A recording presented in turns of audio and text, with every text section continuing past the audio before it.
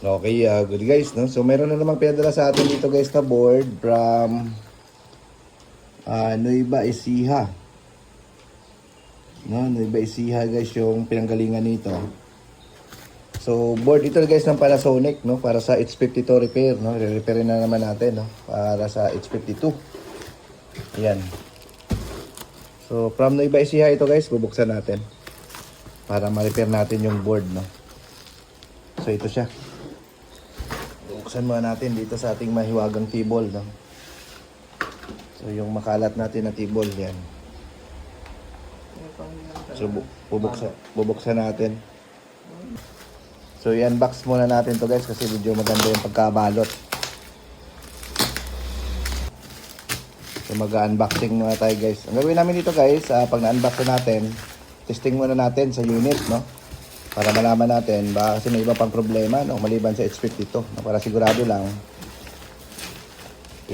salpak muna natin siya sa unit. Ayan na nga guys, no? I-unbox na natin to. Mga karton, talagang silyadong silyado.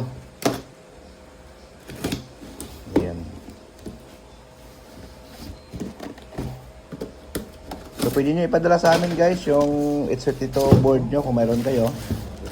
So ayan, matindi yung pagkabalot talaga. Safety.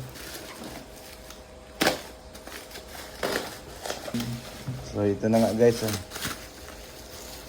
So mayroon siyang ayan. So mayroon siyang address, no? Sa ayos, no? Madali natin mapadala to. Ayan, so ito yung board niya. So ito nga,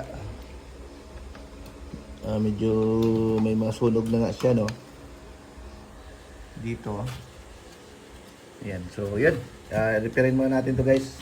Testing muna natin sa unit, no? Para sure ball.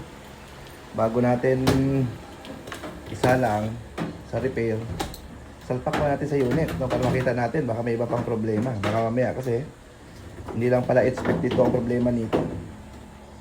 Para sigurado tayo.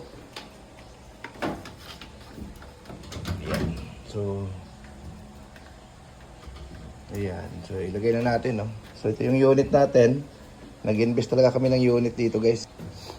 So ito guys, no? So yun.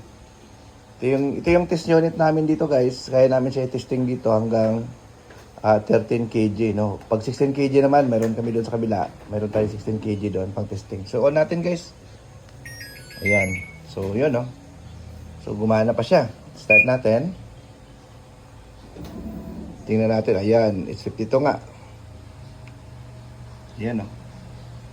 So H52 talaga yung problema niya. So i-repair muna natin to guys, yung H52.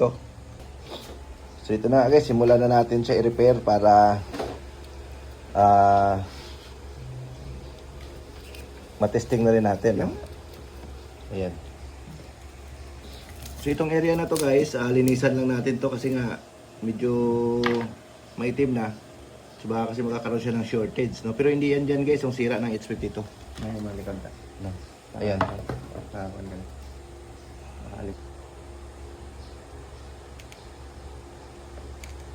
So yan na nga guys, simulan na namin siyang operahan, no?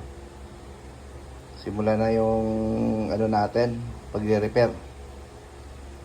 So yun, so kung kaya nyo siyang i-repair, pwede nyo siyang i-repair, pero kung medyo hindi kayo sigurado, pwede nyo ipadala sa amin guys, no, para ma-repair natin. So ang repair namin nito guys, pag pinadala nyo sa amin is 2,500, all in na po yun, no, sa H52 error. So kung papaship nyo siya, sa inyo po yung shipping fee, no? Pabalik, papunta at pabalik, no? So kung gusto niyo naman ipa-home service, guys, pwede naman kami Cavite, Laguna, Batangas. Hanggang Parañaque kaya namin, pero may additional kami na transpo, no? So 2.5 plus transpo yung rate natin sa repair, no? So ayan. So kung ayaw niyo naman ipa-repair guys yung board nyo, pwede kayong bumili. Ang price po ng board is nagsisimula sa 8,500, depende yan sa capacity, hanggang 12, no? Depende yan sa capacity. Ayan.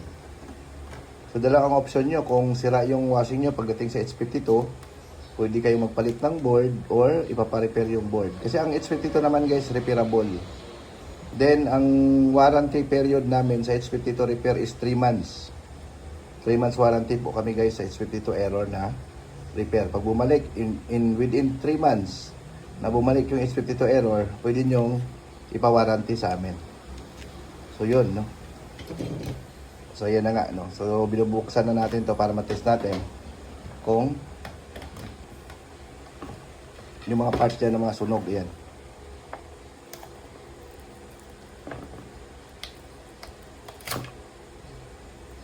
So, yan na nga guys, oh.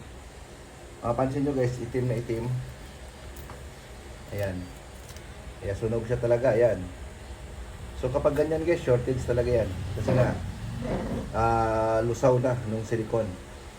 So, ang cost nyan guys, walang bunutan sa saksakan. Kapag after gamitin, hindi nyo binubunot, kaya ang nangyari, ganyan. So, dapat binubunot nyo siya. So, nangyayari yan after 2 to 3 years. Walang bunutan yan sa saksakan. After 2 to 3 years, ganyan na yung mangyari sa inyong washing machine. So, yun.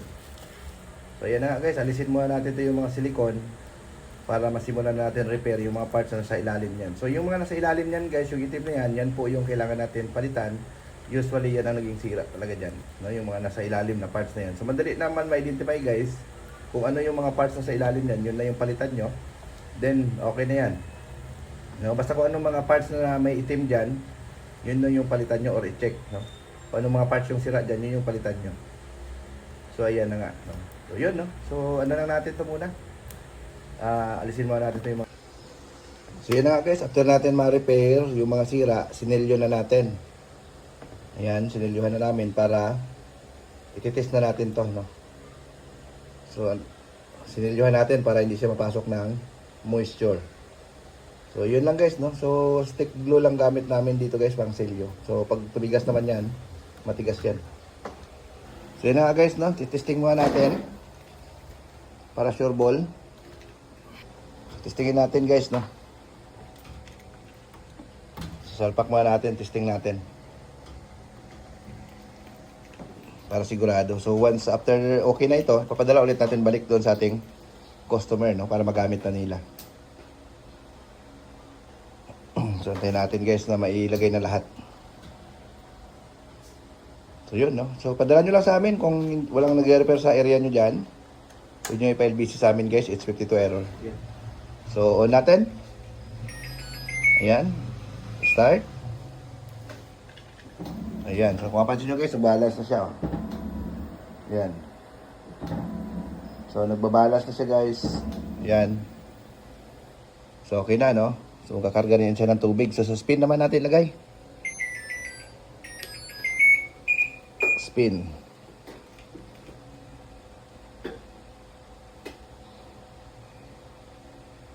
So antayin natin umikot guys, no? Ayan. So okay na, no? So umiikot na siya. Wala nang okay na siya. Ayos na po. So yun, no? Okay. So babalutin na lang ulit namin to. Then ipapadala ulit doon sa ating customer.